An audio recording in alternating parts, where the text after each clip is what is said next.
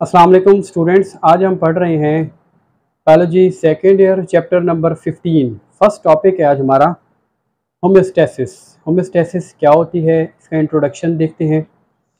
The word homeostasis is made up of two word. Homeostasis दो word से मिलकर बनी है। One is homeo and other is stasis. Okay, homeo mean same and stasis mean state. तो इसकी definition क्या बनेगी? The maintenance of same internal state of the body. Maintenance of same internal state of body despite harms and fluctuations in the external environment. Maintenance of internal state despite harm and fluctuation in the external environment. Okay? बैरूनी माहौल में होने वाली तब्दीलियों के बावजूद अगर हमारी body की इंटरनल स्टेट है, अगर वो मेंटेन रहे, तो इसे हम होम्योस्टैसिस का नाम देते हैं। होम्योस्टैसिस का मतलब है लिविंग ऑर्गेनिज्म, चाहे वो प्लांट है या एनिमल है, उसका जो इंटरनल इन्वायरमेंट है वो मेंटेन होना चाहिए। What is a role of homeostasis? Homeostasis का क्या रोल होता है? Homeostasis maintain internal state, it maintain internal state, ये लिविंग ऑर्गेनिज्म की बॉडी की इंटरनल स्टेट को मेंटेन करता है। Second, it resist changes due to external environment. External environment की वजह से जो चेंजेस आती हैं, बॉडी है उसको रेजिस्ट करती है, उनको कैंसल करती है। Third, it maintain the body condition in a narrow range. In a narrow range, it maintain the body condition in a narrow range. Body को मेंटेन करने के लिए क्या मौजूद होते हैं? There are adjustment system. Adjustment systems are present in the body. Body के अंदर सिस्टम मौजूद होते हैं। वाटर अगर ज़्यादा इंटेक हो जाए या साल्ट की कंसंट्रेशन है बॉडी के अंदर ज़्यादा इंटेक हो जाए, तो बॉडी है उसको किस तरीके से मेंटेन करेगी, इस मकसद के लिए इनके अंदर प्रॉपर एडजस्टमेंट सिस्टम मौजूद होता है। एडजस्टमेंट डिफरेंट टाइप के, फॉर एग्जांपल कंपाउंड हम कहते हैं, वाटर है, साल्ट है या मेटाबॉलिक वेस्ट है। अगर ये बॉडी के अंदर इनका लेवल है वो इंक्रीज़ हो जाता है, तो एडजस्टमेंट सिस्टम है वो इनको रिमूव कर देते हैं और बॉडी की इंटरनल स्टेट को मेंटेन रखते हैं। इंटरनल स्टेट को मेंटेन करने के लिए बॉडी के अंदर डिफरेंट टाइप के कंट्रोल सिस्टम पाए जाते हैं। फर्स्ट है हमारे control at organismic level. Organism है उसके अंदर डिफरेंट टाइप की जो चेंजेस होती हैं वो किस तरीके से अपने आप को मेंटेन करते हैं। फॉर एग्जाम्पल ह्यूमन है या एनिमल्स हैं, उनके अंदर किस टाइप की चेंजेस होती है? 3 टाइप की चेंजेस इसके अंदर हम डिस्कस करते हैं। फर्स्ट है हमारे पास, नंबर 1 इज ऑस्मोरेगुलेशन।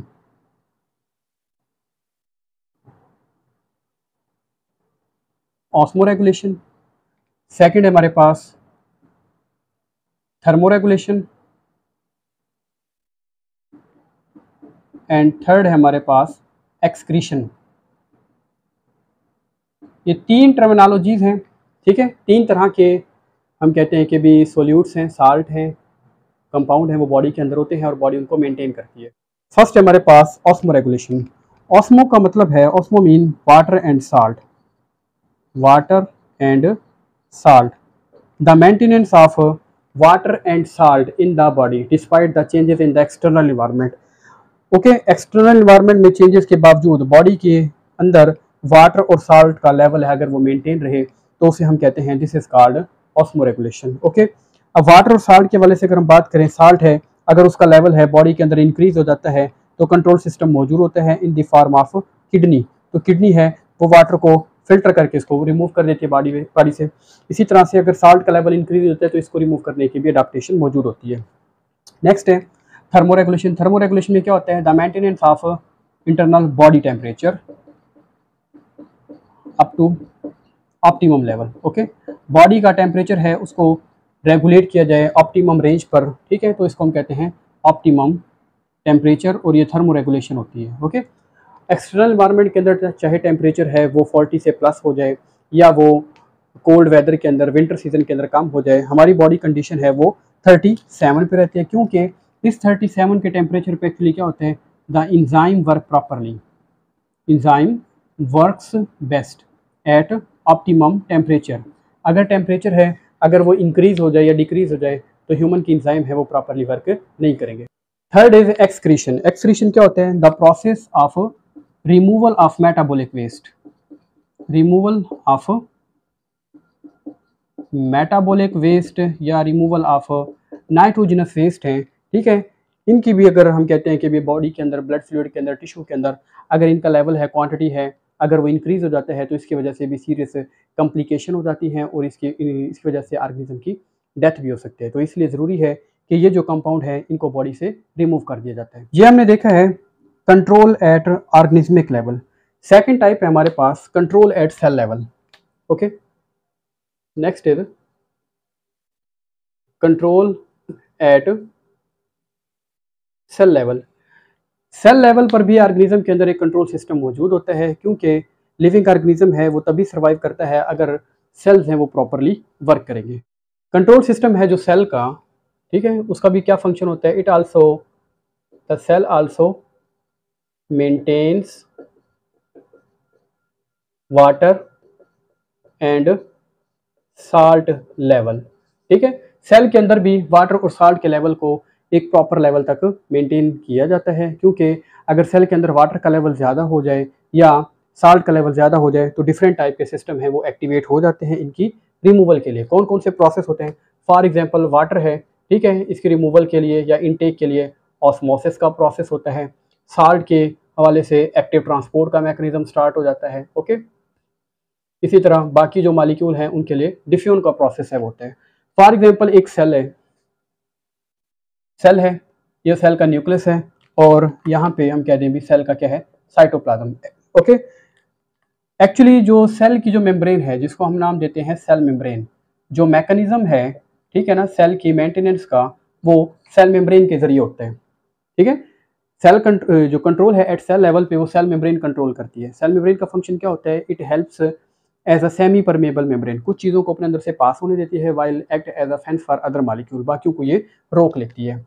इसी तरीके से यहाँ पे जो हम कहते हैं कि भी जो साइटोप्लाज्म है, सारा मेन फंक्शन है वो साइटोप्लाज्म के अंदर होता है। साइटोप्लाज्म है अगर उसके अंदर वाटर का लेवल कम है, ठीक है, तो ऑस्मोसिस के प्रोसेस के जरिए वाटर है सराउंडिंग इन्वायरमेंट के जरिए वो मूव कर जाएगा from area of high concentration to area of low concentration. इसी तरीके से अगर ग्लूकोज की डेफिशिएंसी है तो ग्लूकोज है मूव करेगा from area of high to low. इस तरीके से सेल के अंदर है यानी कि कंट्रोल सिस्टम है वो मेंटेन किया जाता है with the help of cell membrane and cytoplasm. This system keeps water, salt and other solute in a narrow range, in a fixed range। इस तरीके से सेल के अंदर ये जो क्वांटिटीज़ हैं इनका लेवल है वो नॉर्मल रह जाता है और सेल है वो एग्जिस्ट करते हैं, सर्वाइव करते हैं। ये है control at cell level. What is object of homeostasis. Homeostasis का क्या मकसद होता है, एक्चुअली जो हम पढ़ रहे हैं होम्योस्टेसिस के बारे में, maintaining internal state, homeostasis doesn't mean to fix the internal state, to fix internal state. Homeostasis का मकसद ये नहीं होता है कि ऑर्गेनिज्म की जो इंटरनल स्टेट है उसको फिक्स किया जाए, बल्कि होम्योस्टेसिस का मकसद क्या होता है, it maintain the internal state, maintain at a narrow range, ठीक है। एक स्पेसिफिक रेंज होती है, एक नैरो रेंज होती है। नैरो रेंज एक ऐसी रेंज होती है जिसके ऊपर इंजाइम है ह्यूमन की बॉडी के, एनिमल की बॉडी के, वो प्रॉपरली वर्क कर सकते हैं, ठीक है। अगर हम कहते हैं कि थर्मो रेगुलेशन के अंदर बॉडी का टेम्परेचर है वो 37 है तो इसका मतलब ये नहीं है 37 फिक्स है। 36 पॉइंट समथिंग हो सकता है, 37 पॉइंट समथिंग हो सकता है, यानी कि एक ऐसी रेंज होती है जिसपे इंजाइम है वो प्रॉपरली वर्क कर सकते हैं, ठीक है, that is called homeostasis. For example,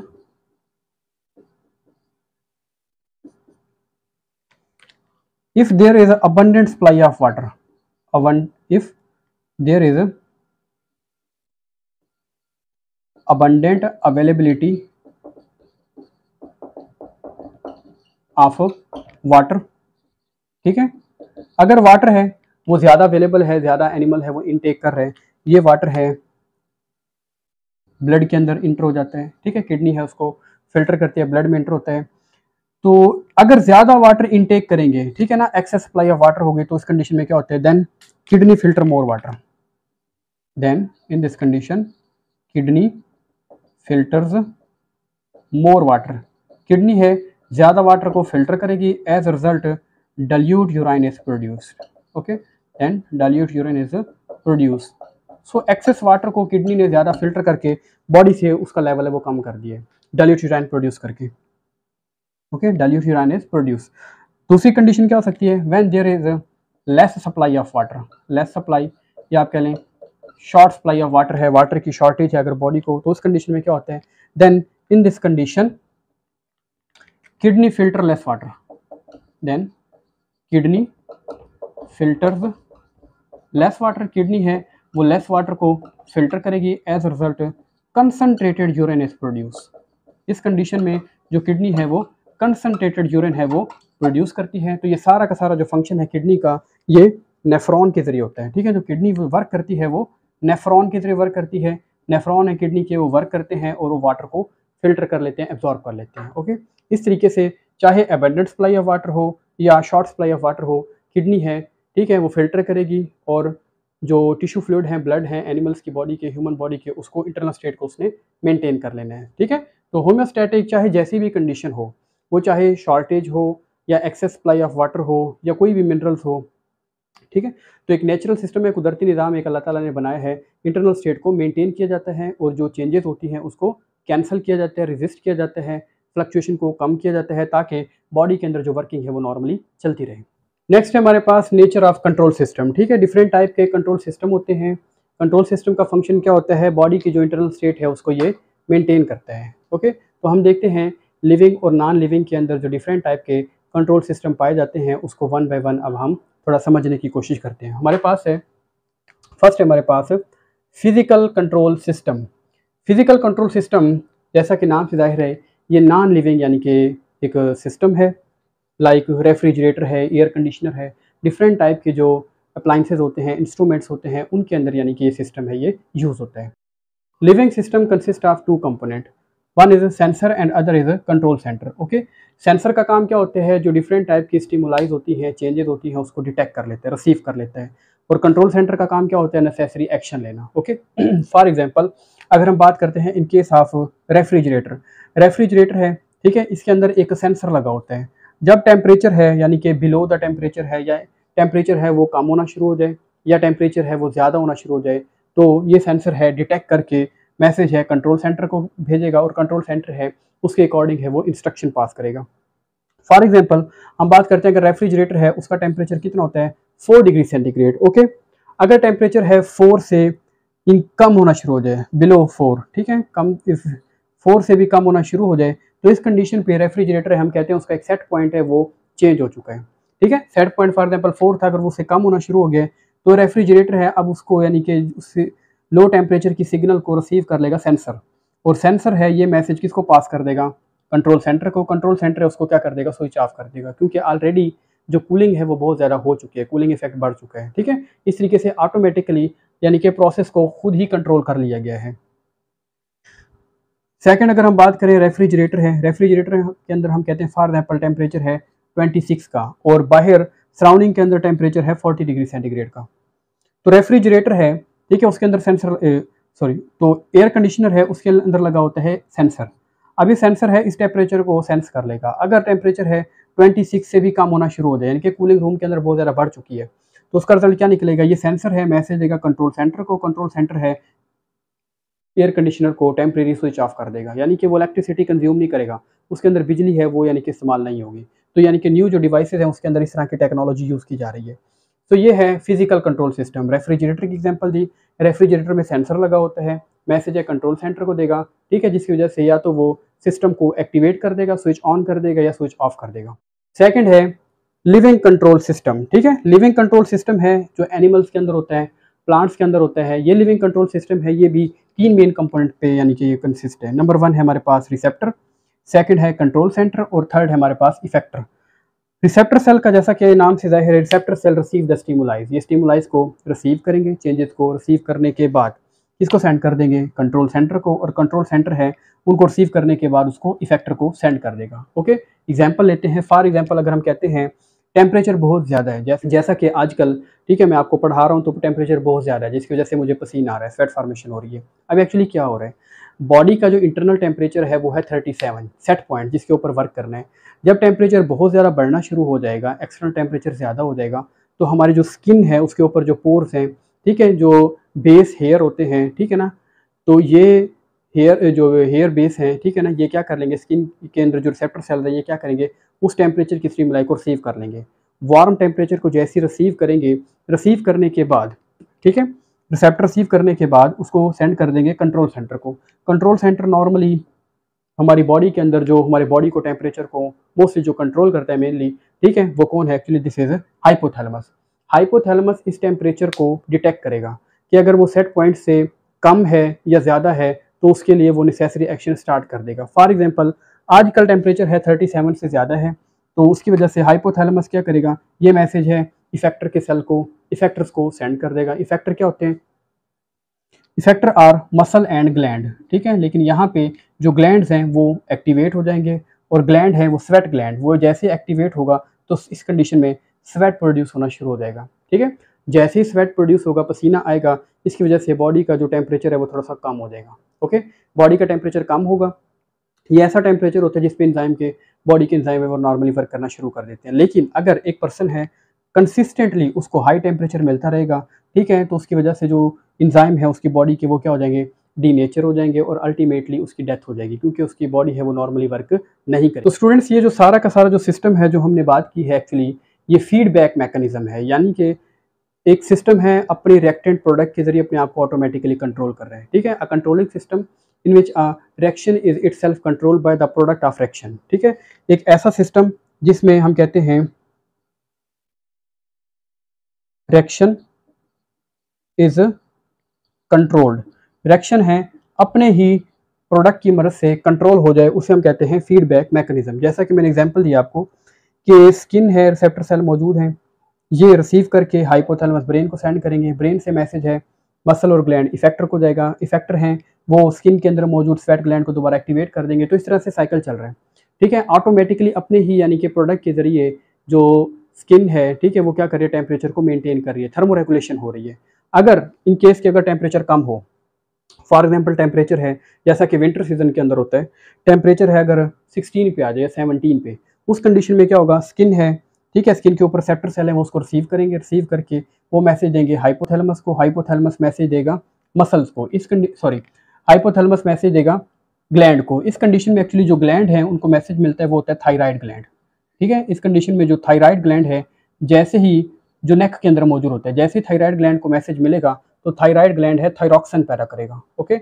और जब थायरॉक्सिन पैदा होगा, थायरॉक्सिन मेटाबॉलिज्म करेगा, और मेटाबॉलिज्म की वजह से बॉडी के अंदर क्या प्रोड्यूस होगी, हीट। तो लो टेम्परेचर के अंदर इस तरीके से हार्मोन के जरिए बॉडी को यानी कि मेंटेन। हमने बात की है बॉडी के अंदर वाटर है, साल्ट है, यूरिया, यूरिक एसिड है, इसको कंट्रोल करने के लिए डिफरेंट हमने मैकेनिज्म आगे भी डिटेल से पढ़ने हैं, ठीक है। वाटर है, इसको मेनली कंट्रोल करने के लिए ह्यूमन के अंदर किडनी मौजूद होती है, ठीक है। इसी तरीके से अगर हम बात करें साल्ट है, किडनी का वर्क होता है और लीवर का। अगर हम बात करें यूरिक एसिड है, ठीक है ना, यूरिया यूरिक एसिड है, ठीक है, यूरिया है, इसको किडनी है यूरिन में कन्वर्ट करती है। इन केस के अगर एक पर्सन है उसके अंदर किडनी प्रॉपर वर्क नहीं करेगी तो ये यूरिया है, ये यूरिया ब्लड के अंदर मिक्सअप हो जाएगा, जैसे ब्लड में जाएगा तो ब्लड की पीएच चेंज हो जाएगी।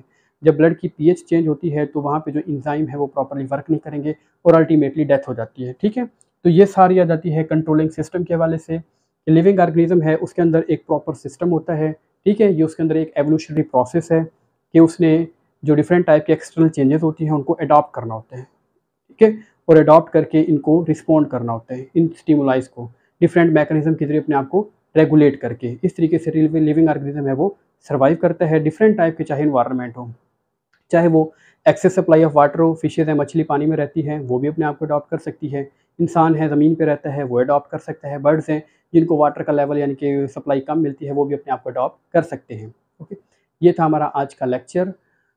फर्स्ट लेक्चर है हमारा सेकंड ईयर का। इंशाल्लाह नेक्स्ट भी वीडियोस मैं अपलोड करूँगा। मेरा चैनल है, सब्सक्राइब करें, वॉच करें और इंशाल्लाह साथ बने रहिए। तब तक के लिए अल्लाह हाफ़िज़।